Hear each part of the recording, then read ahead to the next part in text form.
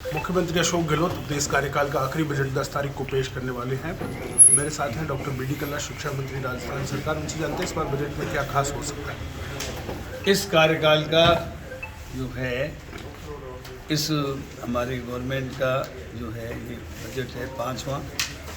इस बजट में बहुत सी उम्मीदें हैं, लेकिन बजट में क्या आएगा, क्या घोषणा होगी, इसकी जानकारी केवल वित्त मंत्री को होती है, जो हमारे मुख्यमंत्री जी हैं।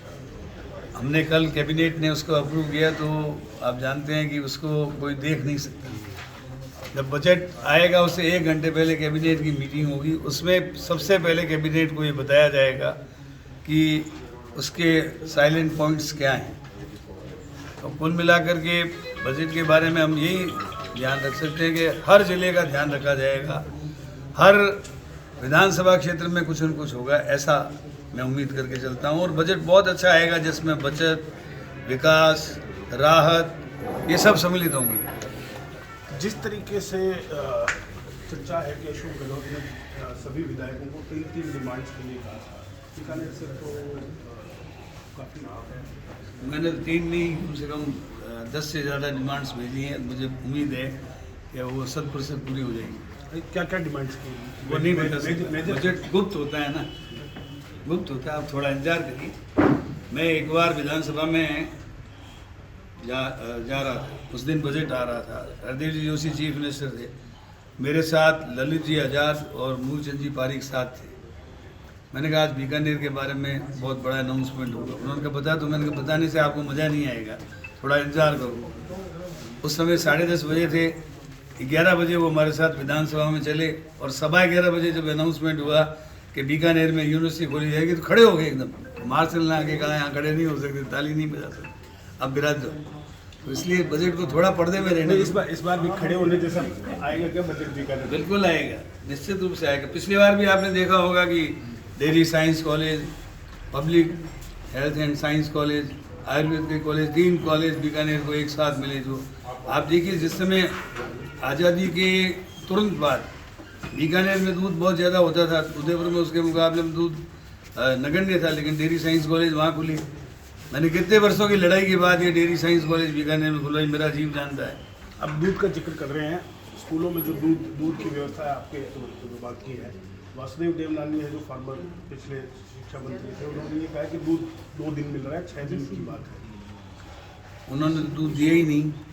हमने 2 दिन शुरू तो किया है, और आवश्यकता पड़ने पर और आगे विचार कर लेंगे। देवनानी जी बातें करते हैं, काम तो करते नहीं। जिस समय उनके पास चार्ज आता है तो उन्होंने वो बताते हैं कि उन्होंने पोशाक दी थी क्या, दूध दिया था क्या। केवल मतलब जो काम हो रहा है, मांग तो कर ही सकता है कोई आदमी कि दूध की जगह 5 दिन दो, 6 दिन दो, लेकिन हमने शुरू तो किया है। हमारे मुख्यमंत्री जी ने इसमें लगभग 750 करोड़ रुपये का बजट दिया है बाल गोपाल योजना में, और दूध का वितरण कर रहे हैं। स्कूटी और लैपटॉप को लेकर भी बातें हो रही हैं कि वसुंधरा जी भी कल स्कूटी पर बैठ कर गई थी कि सरकार ने बंद कर दी। मैंने नो, बिल्कुल बंद नहीं की हमने। काली बाई योजना, इंदिरा प्रियदर्शनी योजना, इन दोनों योजनाओं के अंतर्गत स्कूटी का वितरण किया है। लैपटॉप्स की भी कार्रवाई चल रही है। अब डायरेक्टरेट में देखो, करीब 1 लाख लैपटॉप खरीदने की कार्रवाई चल रही है। स्कूल की साइकिलों की भी कार्रवाई चल रही है। नहीं, वो आपके पिछले बजट की घोषणा अभी तक पूरी नहीं हुई। देखिए, कोविड के कारण कुछ चीज़ें पोस्टपोन्ड हुई हैं, लेकिन ऐसा नहीं है कि उनको बंद कर दिया गया। ये तो क्या राजनीति करते हैं, तो साइकिल का रंग अपनी पार्टी जैसा कर देंगे, वो कर देंगे, और आलोचना के लिए आलोचना करेंगे, नॉन इशू को इशू बनाएंगे। लेकिन जो काम हम कर रहे हैं ना, वो सारी राजस्थान की जनता जानती है कि आज महात्मा गांधी इंग्लिश मीडियम के स्कूल, बाल वाटिकाएँ, इनके तो ऊपर ये आ रहा है कि हम नहीं कर सके, इन्होंने कर दिया। अब वर्चुअल स्कूल भी खोल रहे हैं। निश्चित रूप से हम वर्चुअल स्कूल खोलेंगे, ICT क्लासेस हर स्कूल में करेंगे। मैंने खुद अपने विधायक कोटे से 25 लाख रुपए दिए हैं, जिससे ICT क्लासेस, मेरी विधानसभा का कोई ऐसी हायर सेकेंडरी स्कूल नहीं होगी, सीनियर हायर सेकेंडरी, जिसमें ICT क्लासेस नहीं हो। मैंने 25 लाख रुपए अपने कोटे से दिए, और बाकी 75% राज्य सरकार देगी। तो कुल मिलाकर के हर काम अच्छा हो रहा है, लेकिन वो नहीं कर सके, उनका गम है। इसके कारण से कहते हैं 5 दिन होना चाहिए, 7 दिन होना चाहिए, ये होना चाहिए। इनको आपने क्या किया? जो डिपार्टमेंट्स की भर्ती हैं, उनमें संविदा पर लगाए जा रहे हैं, पंचायती राज में भी, आपके डिपार्टमेंट में भी, जबकि आपके जो शीर्ष नेतृत्व है वो प्रियंका गांधी और राहुल गांधी हो, वो ये कहते हैं कि गुजरात में भी कहा उन्होंने, यूपी में भी कहा कि संविदा पर नहीं लगाई जानी चाहिए। देखिए, जो पहले लगे हुए हैं तो लगे हुए हैं। नए सिरे से सरकार ने 1 लाख से ज़्यादा परमानेंट कर्मचारियों की वैकेंसी निकाल रखी। अब 48,000 तो अभी फरवरी में जो इम्तहान हो रहा है रीट का, उसमें लगभग 48,000 L1 और L2 के टीचर्स भर्ती करेंगे। वरिष्ठ अध्यापकों का इम्तहान हो चुका है, उसमें 9,000 से अधिक वरिष्ठ अध्यापकों की भर्ती होगी। 10,000 कंप्यूटर टीचर्स के इम्तहान हो चुके हैं, उसका रिजल्ट भी डिक्लेयर हो गया है। जैसे ही सूची आएगी हम उनकी नियुक्ति कर देंगे। 10,000 हम इंग्लिश मीडियम के टीचर्स लगाने का काम शुरू कर रहे हैं। कुछ लेक्चरर्स जो हैं, स्कूली लेक्चरर्स, उनकी भर्तियों के लिए RPSC को लिखा हुआ है। तो इस प्रकार करीब करीब 90,000 से ऊपर केवल मात्र शिक्षकों की और शारीरिक शिक्षकों की 6,000 की भर्ती निकाल रखी है। कुछ सेलेक्ट हो चुके हैं। तो इस प्रकार करीब करीब 90,000 से अधिक लोग तो केवल शिक्षा विभाग में प्रक्रियाधीन भर्तियों में हैं। तो ये सब परमानेंट, उन्होंने जैसा मंशा चाहिए उसके अनुसार हम परमानेंट भर्ती कर रहे हैं लोगों। लेकिन जिस तरीके से अशोक गहलोत ने कहा कि इस बार का जो बजट है वो युवाओं को समर्पित होगा, निश्चित रूप से होगा, युवा उन्होंने सबसे ज़्यादा एजुकेटेड है राजस्थान में। इससे पहले उन्होंने ये कहा था कि हमारा बजट एग्रीकल्चर को समर्पित होगा, तो पिछला बजट एग्रीकल्चर को समर्पित है, इस बार युवाओं को समर्पित है। इसका मतलब युवाओं के लिए विशेष कदम उठाए जाएंगे। और आप बजट पढ़ेंगे तो आपको लगेगा कि युवाओं को फोकस करके बजट बनाया गया है। आखिरी सवाल मेरा, आप ब्राह्मण परिवार से आते हैं। मोहन भागवत ने कहा कि जो पंडित हैं उन्होंने जाति व्यवस्था जो है वो बनाई, आप कुछ कहना चाहते हैं?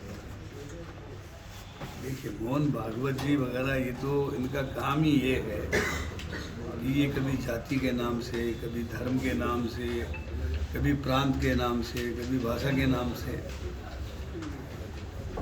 बात करते हैं। गीता हमेशा ये कहती है कि कर्म, अध्ययन अध्यापन का कर्म करता है वो ब्राह्मण है कर्म से, जो देश की रक्षा करता है वो कर्म से क्षत्रिय है, और कृषि गौरक्ष वाणिज्य वैश्य कर्म स्वभाव, जो कृषि गौरक्षा पशुपालन व्यापार उद्योग करता है वो कर्म से वैश्य है। तो इस तरीके से कर्म प्रधान विश्व कर रखा, जो जस कर ही तस ही फल जाकर।